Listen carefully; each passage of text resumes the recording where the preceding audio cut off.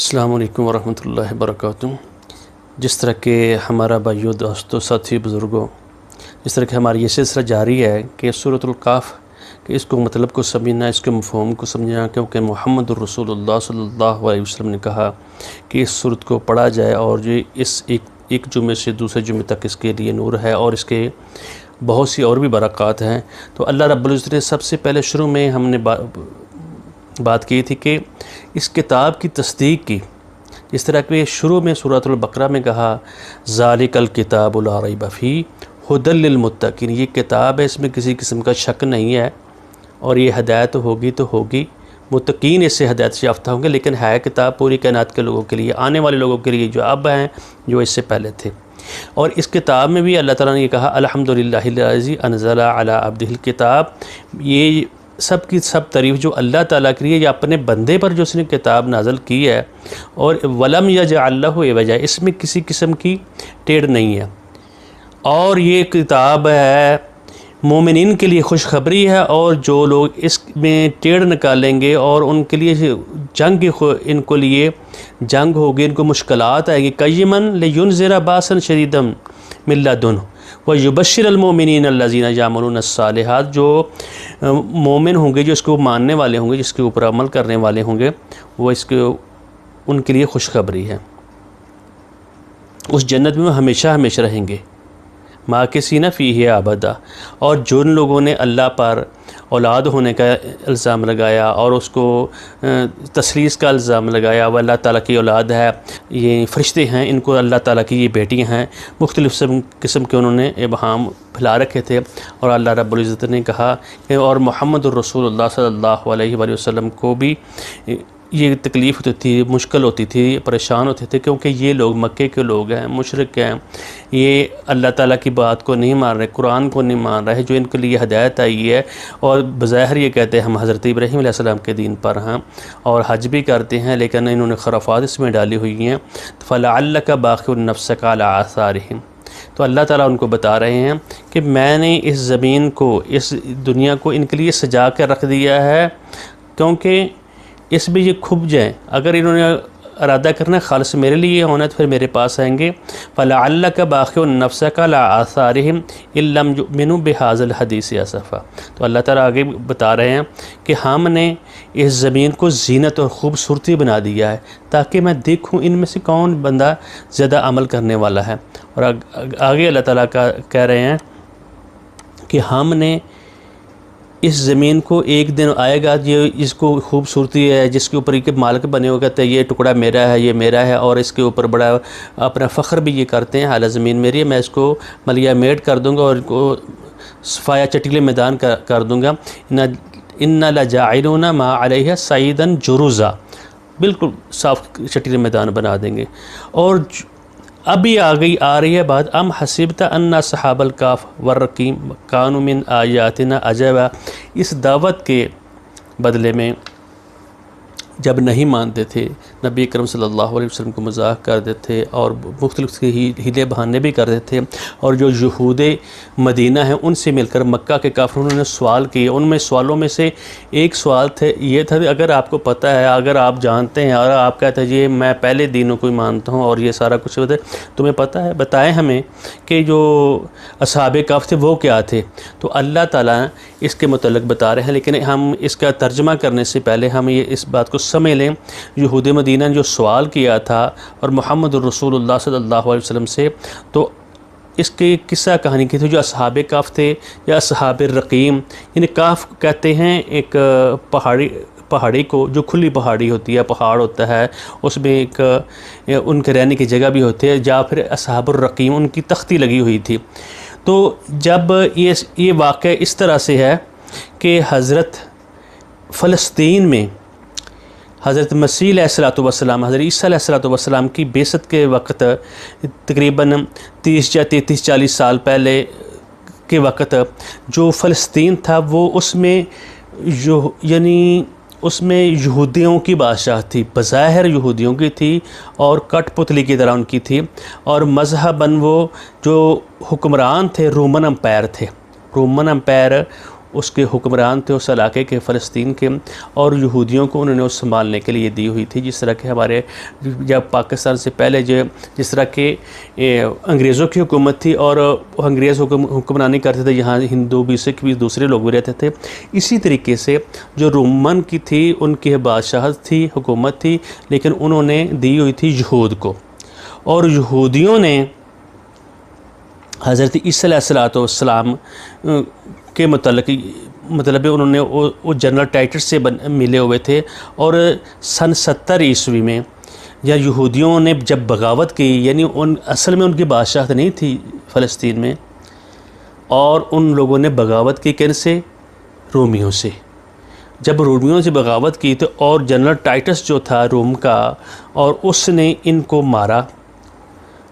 70 عیسوی میں، اور ان کو مارا اور مار کر، اور جو ان کا یہ تھا اپنا ہیکل سلیمانی، اس کو بھی ملیہ میٹ کر دیا، اور بہت سارے یہودیوں کو مار بگایا، اور وہاں سارا راج جو تھا وہ بت پرستی کا ہو گیا۔ اور اسی جگہ میں یعنی عیسائی رہتے تھے، عیسائیوں کو انہوں نے کچھ نہ کہا، اور یہودیوں کچھ کو انہوں نے قید کر دیا، کچھ کو مار دیا، اور باقی جو ہیکل سلیمانی تھا اس کو ملیہ میٹ کر دیا۔ اچھا، پھر اس کے بعد یہ بات اس طرح سے ہوئی کہ ان لوگوں نے جب ملیہ میٹ تو کر دیا، اس میں سے جو عیسائی راسخ العقیدہ بڑی لوگوں کے لوگ تھے، جو یعنی امیر گھرانوں کے لوگ تھے، جو ایک وہ جماعت جو ایمان لے کر آئی، اور ان لوگوں نے اپنا عقیدہ پیش کیا بادشاہ کے سامنے۔ جب وہ اس کے سامنے پیش کیا، اور اس نے کہا اگر تم ان کو بلایا، اس فتیے کو، اس گروہ کو، جو نوجوانوں کا گروہ تھا، جو نوجوان لوگ تھے، ان کو بلایا، انہوں نے کہا یہ تمہارے لیے اتنا ٹائم ہے، اگر تم واپسی اپنے دین کو نہیں بدلتے، بت پرستی پر نہیں آمادہ ہوتے، تو تمہارے لیے ہم سزا مقرر کریں گے۔ جو ہی جب انہوں نے یہ فیصلہ سنا، اور ان کو پتہ چل گیا اگر ہم نے کچھ ٹائم 1-2 دن جتنی بھی انہوں نے مہلت دی تھی، اس مہلت کے اندر ہم واپس نہ آئے تو یہ ہمارے دین سے ہمیں ہٹا دے گا۔ اور انہوں نے دیکھا کیا کہ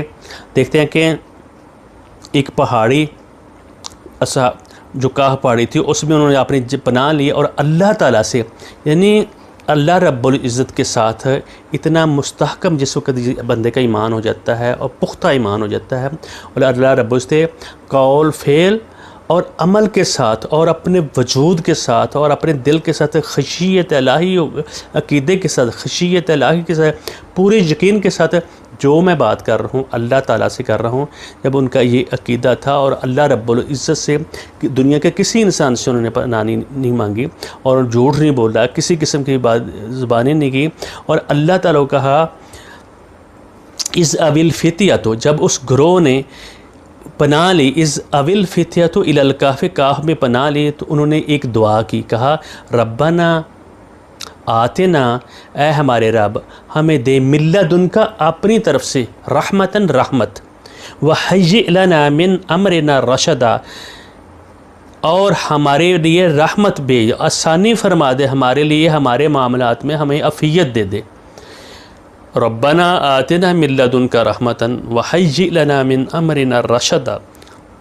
جب انہوں نے اپنے دل و جان سے، اپنے پورے عقیدے کے ساتھ، پورا جب انسان کو اللہ تعالیٰ کے اوپر یقین ہوتا ہے، نہ اس کو خوف ہوتا ہے نہ غم ہوتا ہے۔ اللہ تعالیٰ کہتے ہیں جو میری بات مانیں گے لا خوف علیہم ولا هم یحزنون، ان کو لوگوں کو خوف نہیں ہے، خوف لینا بھی چاہیں، غم لینا بھی چاہیں، پریشانی لینا بھی چاہیں، پریشانی نہیں آئے گی، کیونکہ اس شخص کا اللہ پر یقین ہے، جو مجھے اللہ تعالیٰ نے دیا ہے، اگر اس نے واپس لے لیا یہ بھی اسی کا ہے، اگر جو اس نے دیا تو وہی اسی نے دیا، میری تو اس میں کمال ہے ہی نہیں ہے۔ اور ان لوگوں کو اللہ رب العزت نے بڑے آرام سے، اور اللہ تعالیٰ ایک مقام پہ کہتے ہیں فَضْرَبْنَا عَلَىٰ آذَانِهِمْ، جس طرح بچے کو تھپکی نہیں دی جاتی، اس طرح اللہ تعالیٰ نے ضربنا، اصل میں اس کا معنی ہوتا ہے مارنا، مثال بیان کرنا، چلنا، اور یہاں اس کا مطلب یہ ہے وَضْرَبْنَا عَلَىٰ آذَانِهِمْ فِي الْكَهْفِ السِّنِينَ عَدَدَ، کئی سال تک ہم نے ان کو تھپکی دے کر پیار سے، جس طرح بچے کو سلاتے ہیں، وہ اپنے پیارے بندوں کو اللہ رب العزت نے وہاں سلا دیا، اور اس سے 300 کچھ سال رب العزت نے ان کو سلا دیا۔ اور جب اس دوران یہ بھی دیکھیں کہ اسی دوران اسی واقعے میں رومیوں نے جب فلسطین کو یعنی اپنے لیے مطلب فتح کر لیا، فلسطین کو سلیمانی ہیکل کے اوپر قبضہ کر لیا، اسی دوران 300 سال یہ لوگ سوئے رہے اور حضرت عزیر علیہ السلام اسی دوران اس بستی سے گزرے، اور بستی بھی تباہ ہوئی تھی، اور اس بستی کے تباہ و برباد ہوئی تھی۔ اللہ سے انہوں نے کہا اے اللہ اس بستی کو تو کب زندہ کرے گا؟ تو اللہ تعالیٰ نے اس کو بھی 100 سال صلاح دیا، اور اس کا کھانا اور گدھے کو بھی اور کھانے کو آپ نے واقعہ سنا ہے، اس کو پھر زندہ کیا، اور اس کے سامنے اس کی گدھے کی ہڈیاں اللہ تعالیٰ کے سامنے، اور یہاں سے بھی اللہ تعالیٰ نے یہ جو 300 سال صلائے ہیں کہا، اس سے بتایا کہ میں ہی تم لوگوں نے میرے سامنے پیش ہونا ہے، میرے سامنے قیامت والے اگر 300 سال میں صلا سکتا ہوں، اس کے بعد تمہیں زندہ کر سکتا ہوں۔ حضرت عزیر علیہ السلام کو 100 سال صلا کر اس کے کھانا بالکل تازہ رہتا ہے، اور اس کے گدھے کو اس کی ہڈیاں اس کا گوشت ان کے سامنے اوپر چڑھتا ہے۔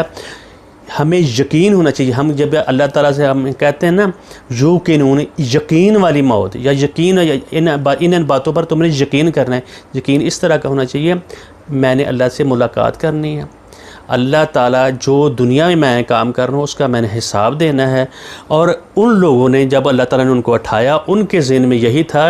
300 سال تو یا اس سے زیادہ سونے والوں کے ذہن میں یہ تھا، ہم تو ایک دن اور دن کا کچھ حصہ ہم سوئے ہیں۔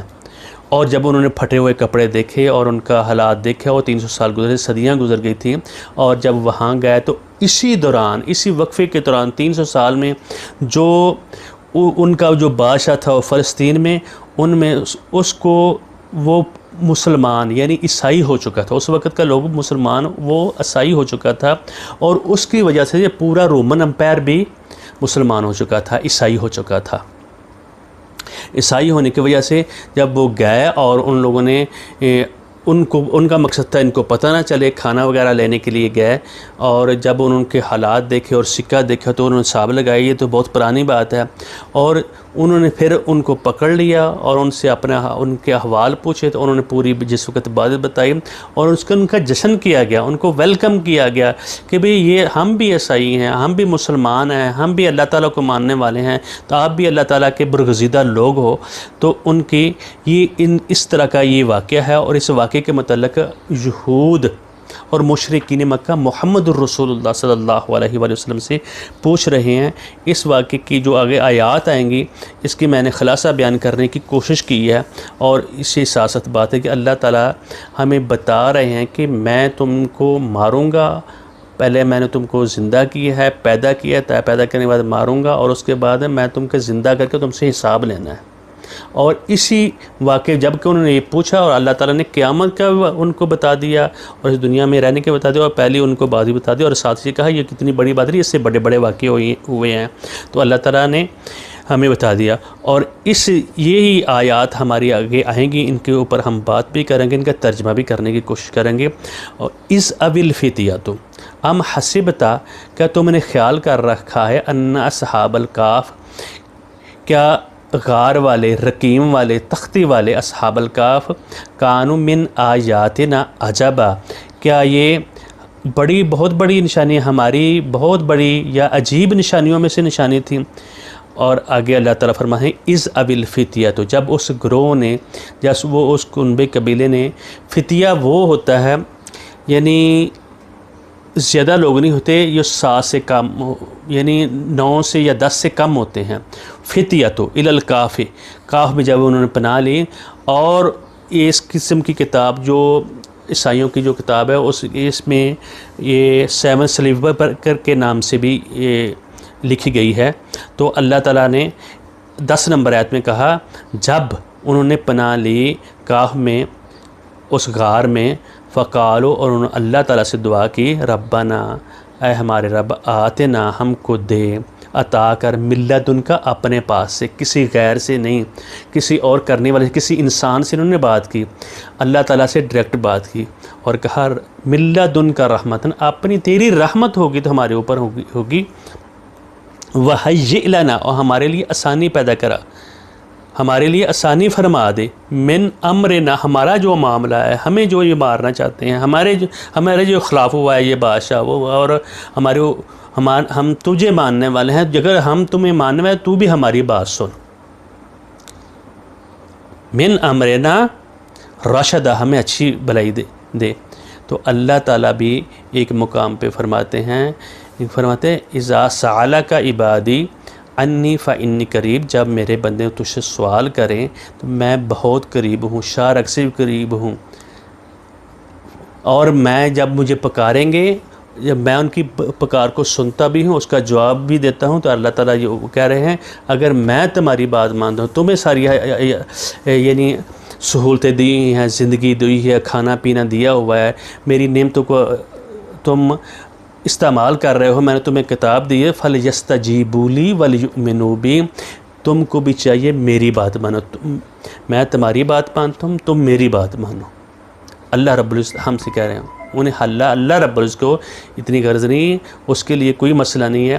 ہمیں چاہیے، ہمیں ضرورت ہے اللہ تعالیٰ کی، کیونکہ ہمیں اپنی مرضی سے دنیا میں نہیں ہے، نہ اپنی مرضی سے جانا ہے، اور اس کے سامنے کھڑے ہونا ہے۔ اسی واقعے میں اللہ رب العزت نے ہمیں بتا دیا جتنے مرضی سال زندہ رہ لو، 60 سال رہ لو، 100 سال رہ لو، سینکڑوں سال رہ لو،